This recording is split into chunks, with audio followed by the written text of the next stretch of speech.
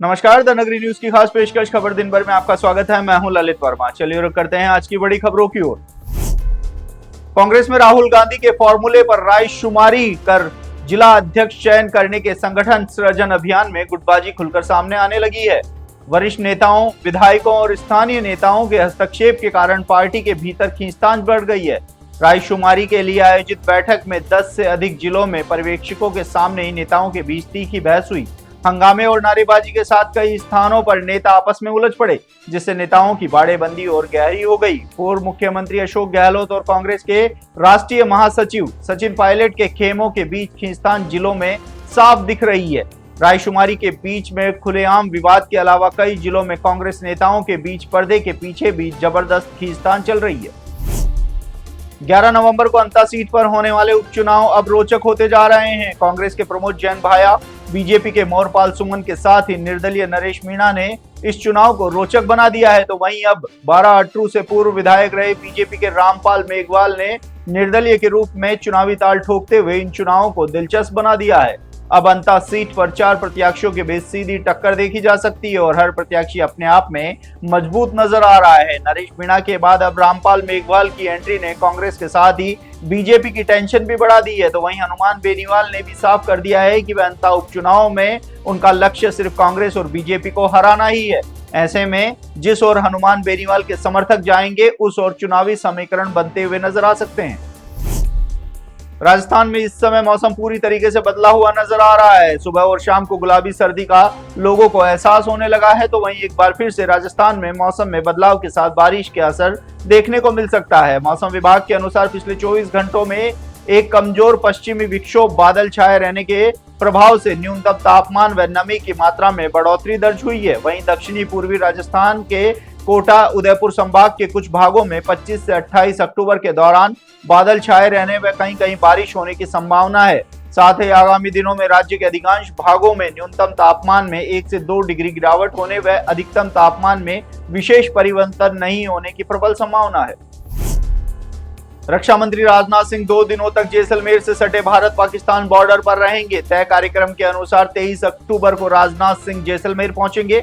आपको बता दें 23 से 25 अक्टूबर 3 दिन तक आर्मी कमांडर कॉन्फ्रेंस जैसलमेर में होने जा रही है। इसमें हिस्सा लेने के लिए रक्षा मंत्री राजनाथ सिंह भी पहुंचेंगे। इस कॉन्फ्रेंस में सेना के अधिकारियों के साथ ही देश की सुरक्षा व्यवस्था और सैन्य तैयारियों को लेकर चर्चा करेंगे। बताया जा रहा है कि इस दौरान राजनाथ सिंह लोंगेवाला में जवानों से भी बातचीत करेंगे। 3 दिन चलने वाली इस कॉन्फ्रेंस में देश की सीमाओं की मौजूदा स्थिति, तकनीकी बदलाव और आने वाले वर्षों में सैन्य क्षमताओं को मजबूत करने के मुद्दों पर विचार किया जाएगा। ऑस्ट्रेलिया दौरे पर गई भारतीय टीम को बारिश से प्रभावित पहले एक दिवसीय मुकाबले में करारी हार का सामना करना पड़ा था। वहीं दूसरा एक दिवसीय मुकाबला 23 अक्टूबर को एडिलेड में खेला जाएगा। लेकिन भारतीय टीम के लिए राहत की खबर यह है कि एडिलेड के मैदान पर भारतीय टीम पिछले 17 साल से एक भी एक दिवसीय मैच नहीं हारा है। इस दौरान भारतीय टीम ने एडिलेड के मैदान पर 2 मैच खेले और दोनों में जीत हासिल की थी। वहीं अब एडिलेड के मैदान पर लगातार तीसरी एक दिवसीय जीत के लिए भारतीय टीम उतरेगी। 3 मैचों की एक दिवसीय सीरीज में भारत का पहला मुकाबला हारते हुए 1-0 से पीछे है। अगर गुरुवार को खेला जाने वाला मुकाबला भारत हारती है तो सीरीज गंवा देगी। 23 अक्टूबर को सुबह 9 बजे दोनों के बीच दूसरा एक दिवसीय मुकाबला खेला जाएगा।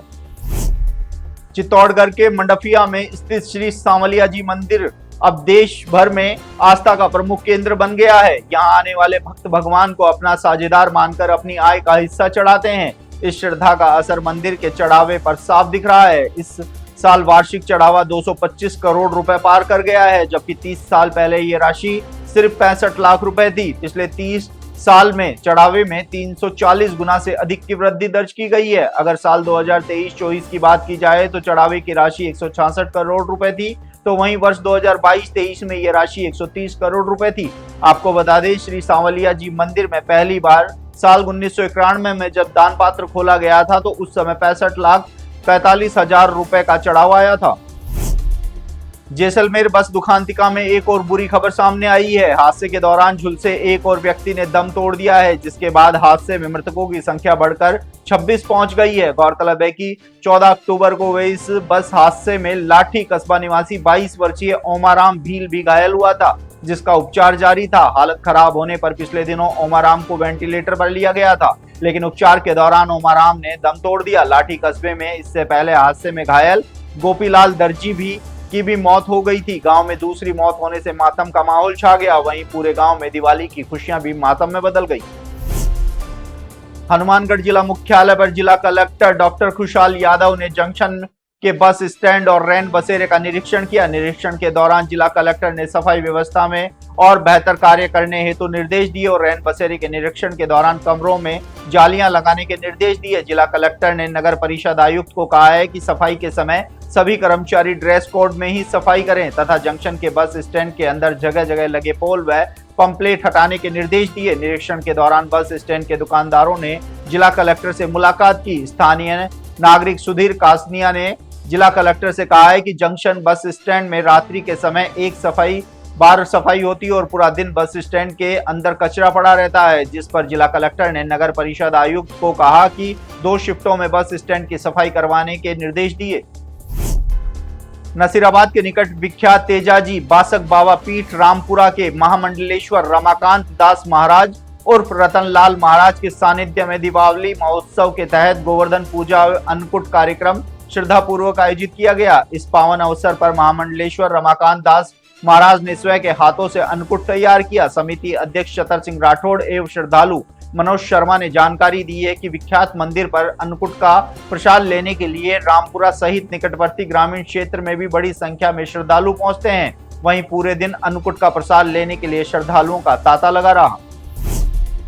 मेड़ता उपखंड क्षेत्र में आबकारी विभाग का कार्यालय राम भरोसे ही संचालित हो रहा है। कार्यालय खुलने से पहले ही बिना किसी अधिकारी की अनुमति और चालान काटे बीच सड़क में ही अवैध रूप से खुलेआम शराब वितरण कर नियमों की धज्जियां उड़ाई जा रही हैं। इस संबंध में जब सीआई विक्रम सिंह से बात की गई तो उन्होंने आज छुट्टी होने की बात कहते हुए अपने आप को फील्ड में बताया, जबकि गंगानगर शुगर मिल कार्यालय में कार्यरत बाबू ने अपने आप को ट्रेन में बताते हुए मेड़ता रोड पहुंचकर चालान काटने की बात कही। तो ये थी दिन भर की तमाम बड़ी खबरें। कल फिर से आपके साथ रूबरू होंगे, तब तक के लिए नमस्कार।